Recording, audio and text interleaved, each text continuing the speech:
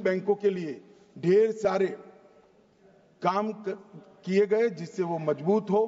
Gold की सीमा को भी डबल किया गया है और राष्ट्रीय सहकारी वित्त विकास निगम नैपकप जो है उसने एक अम्ब्रेला संगठन बनाया है जो कोई भी कोऑपरेटिव बैंक वीक पड़ेगी इसको फाइनेंस करेगा और उसको बंद होने से बचाएगा और डिपोजिटरों का जो बीमा था उसको भी 1 लाख से बढ़ाकर नरेंद्र मोदी जी ने 5 लाख तक करने का काम किया है। मान्यवर, इसके कारण कोऑपरेटिव बैंकों में विश्वास बढ़ा है। मान्यवर, सहकारी चीनी मिलों की मैं बात करूं, कई सालों से बड़े बड़े कोऑपरेटिव लीडर कृषि मंत्री रहे, मगर सहकारी चीनी मिलों को इनकम टैक्स का जो प्रॉब्लम था वो कभी समाप्त नहीं होता था। अब नरेंद्र मोदी जी ने सहकारिता मंत्रालय बनने के बाद 2022 के अंदर 2016 से चलता हुआ एक असेसमेंट के प्रॉब्लम को हमेशा के लिए समाप्त किया।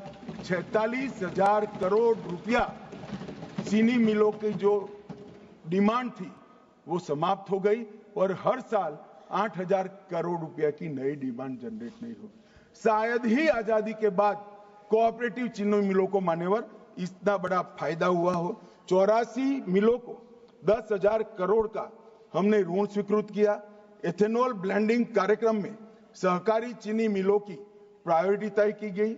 मोलासिस आधारित इथेनॉल संयंत्रों को और मल्टी फीड संयंत्र, मतलब जब गन्ना की मिल चल नहीं रही है तो उसमें मक्के और बाकी सारे उत्पादों से भी वो इथेनॉल बना पाए, इस तरह का मल्टी फीड संयंत्र में परिवर्तित करने की हमने फाइनेंस की योजना चालू की और मोलासिस पर जीएसटी के दर को 28% से घटाकर 5% करने का काम ये भारतीय जनता पार्टी की सरकार ने।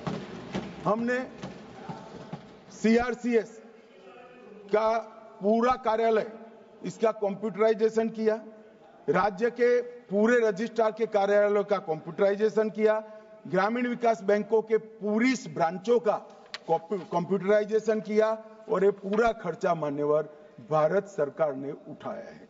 मान्यवर, श्वेत क्रांति 2 के लिए भी हमने लक्ष्य रखे। दूध के प्रोक्योरमेंट में अभी 660 लाख लीटर प्रतिदिन होता है। हमने 28-29 में इसको 660 लाख से बढ़ाकर 1,000 लाख तक पहुंचाने का काम किया है और आज विगत 3 सालों में भारत दुनिया में सबसे बड़ा दूध उत्पादक देश ऑलरेडी बन चुका है। मान्यवर, लगभग विश्व के दूध उत्पादन का 1/4 भारत में होता है और 2023-24 में ये बढ़कर लगभग 24 करोड़ टन हो गया है। 14-15 में हम आए तब 14 करोड़ था, 10 ही साल में आजादी से 14 तक 14 करोड़ और 14 से 24 तक 24 करोड़ हुआ है। ये कहते हैं ना सब मोदी जी ने ही किया है, तो भाई मैं तो हिसाब किताब लेकर आया। 75 साल में दूध का उत्पादन 14.6 करोड़ तक पहुंचा और 10 साल में 14.6 करोड़ से 24 करोड़ तक पहुंचा। मान्यवर, आज 23 राज्य स्तरीय संघ है। अरे यार राहुल जी ने काहे को बोलते हो, कोई नहीं सुनता है, सीआर नहीं सुधरेगा। 23 राज्य स्तरीय संघ है, 240 जिला स्तरीय संघ है और 28 विपणन डेयरियां भी बनी और 2.30 लाख गांव में प्राथमिक दूध उत्पादक कमेटियां भी बन चुकी है। और मान्यवर, लगभग अब हमने इसके अंदर चक्रीय व्यवस्था, सर्कुलर इकोनॉमी की व्यवस्था करी है।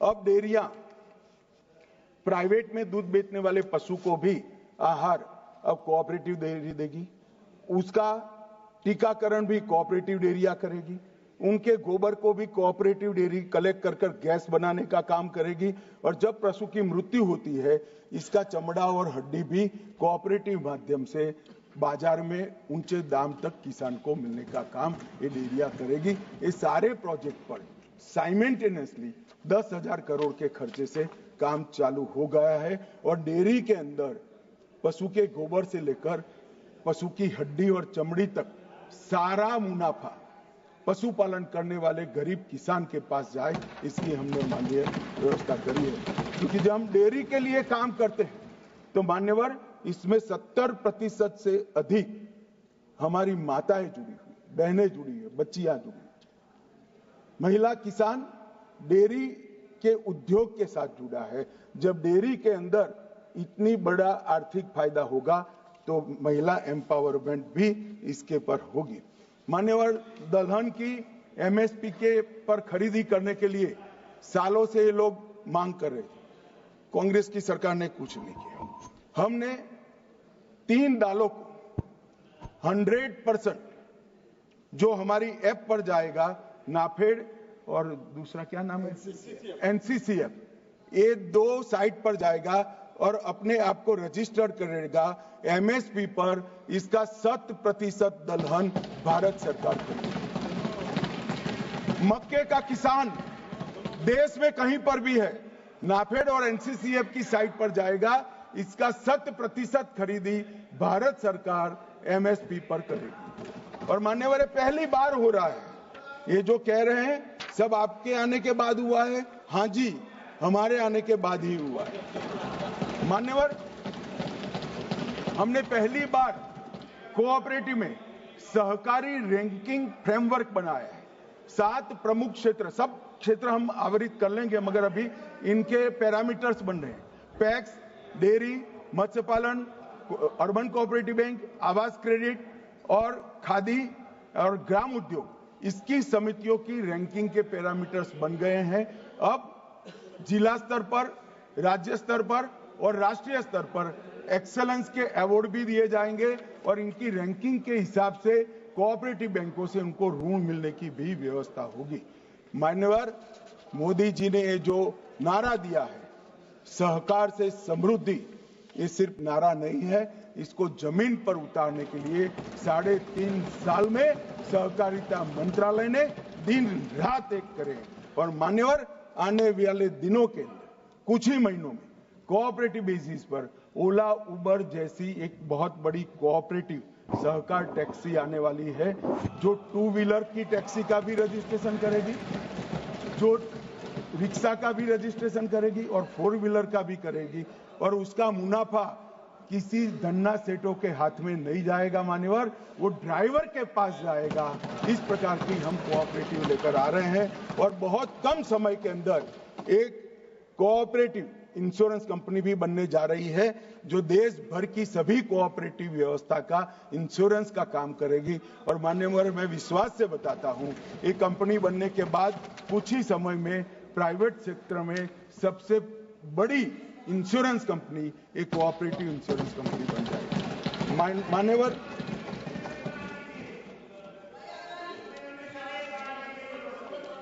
मान्यवर ये मैं जवाब में कहने वाला था मगर इन्होंने बीच में यूपी कर रहे हैं। मान्यवर ये जो मैं विधेयक लेकर आया हूं यूनिवर्सिटी का, इसका यूनिवर्सिटी का स्थान गुजरात में है क्योंकि गुजरात सरकार ने जगह दी है, परंतु यूनिवर्सिटी का कार्यक्षेत्र पूरा भारत है। हर राज्य के अंदर जो कोऑपरेटिव, अरे सुनिए ना, पूछते हैं तो सुनिए भाई, जरा सुनिए ना, धैर्य तो रखिए। मानिए पूरा भारत रखा है, पूरे देश में, चाहे आसाम में कोई कोऑपरेटिव ट्रेनिंग इंस्टीट्यूट है उसको भी स्कूल या कॉलेज के नाते इसका स्टेटस देखकर हम रजिस्टर करेंगे। यूपी में भी करेंगे, तमिलनाडु में भी करेंगे, केरल में भी करेंगे, ओडिशा में भी करेंगे, क्योंकि इतना सारा कोऑपरेटिव का विकास हो रहा है मान्यवर। तो हर जगह ट्रेन ह्यूमन रिसोर्स, ट्रेन बंदों की जरूरत है और वो हमें इसी यूनिवर्सिटी के माध्यम से मिलेगा। मान्यवर आज जब मैं यहां आया हूं तब मैं आपको बताना चाहता हूं ये यूनिवर्सिटी क्यों बनी। ये मैंने जो बैकग्राउंड गाया, 3.5 साल में कोऑपरेटिव का जो विकास किया है, कोऑपरेटिव हर क्षेत्र में पनपी है।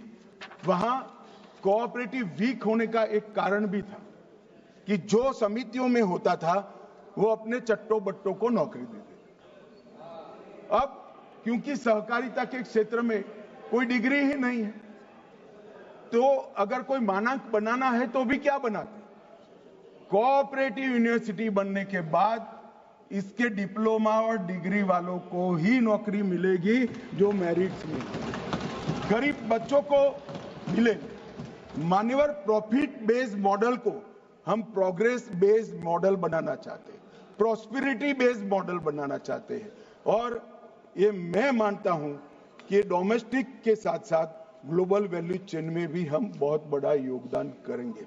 मान्यवर, एक न्यू एज कोऑपरेटिव कल्चर भी इस यूनिवर्सिटी से शुरू होगा और सहकारी शिक्षण प्रशिक्षण संस्थान देश भर में हजारों की संख्या में फैले हुए हैं, मगर किसी का कॉमन कोर्स नहीं। जैसे पैक्स का सेक्रेटरी, तो इसका कोई कोर्स ही नहीं। कोऑपरेटिव बैंक में काम करने वाला व्यक्ति, इसका कोई कोर्स ही नहीं। चीनी मिल के अंदर काम करने वाला टेक्नीशियन, इसका कोई कोर्स नहीं। सादी इंजीनियरिंग पढ़कर ही वो वहां काम करता है। आज ये सारे कोऑपरेटिव से जुड़े हुए जो रिक्वायरमेंट है, इसके कोर्स डिजाइन करने का काम हमने यूनिवर्सिटी बनने के पहले ही चालू कर दिया है। डिग्री कोर्स भी बनेंगे, डिप्लोमा कोर्स भी बनेंगे, पीएचडी भी दी जाएगी और कुछ एग्जिस्टिंग कर्मचारी जो है उनको 1 सप्ताह का सर्टिफिकेट कोर्स भी देंगे। माननीय सदस्यों, आपकी सहमति हो तो सभा की कार्रवाई इस विषय की समाप्ति तक बढ़ा दी जाए। मान्यवर, बिल के माध्यम से सहकारी सिद्धांतों का विस्तार होगा, सहकारी गतिविधियों का विस्तार होगा, नई प्रौद्योगिकी का फायदा कोऑपरेटिव को मिलेगा, अनुसंधान और नवाचार भी बढ़ेंगे और जमीन पर एक मजबूत कोऑपरेटिव खाका समग्र देश में सिमेट्रिक तरीके से डेवलप होगा। ये मान्यवर मेरा विश्वास है। इससे ग्रामीण अर्थव्यवस्था भी मजबूत होगी और ये जो एपेक्स सहकारी विश्वविद्यालय बनेगा, जो त्रिभुवन पटेल जैसे महान व्यक्ति के नाम के साथ जुड़ा है मान्यवर, वो इस देश के सहकारिता क्षेत्र को बहुत अच्छे सहकारिता कर्मी देने का काम करेंगे। मान्यवर, इस विधेयक में सोसाइटी पंजीकरण अधिनियम 1860 के तहत इसको पंजीकृत किया जाएगा। हब एंड स्पोक मॉडल पर ये चलेगा। विश्वविद्यालय का हब विश्वविद्यालय का कैंपस और स्कूल होगा, विश्वविद्यालय का स्पोक संबंध संस्थान होगा और सहकारिता क्षेत्र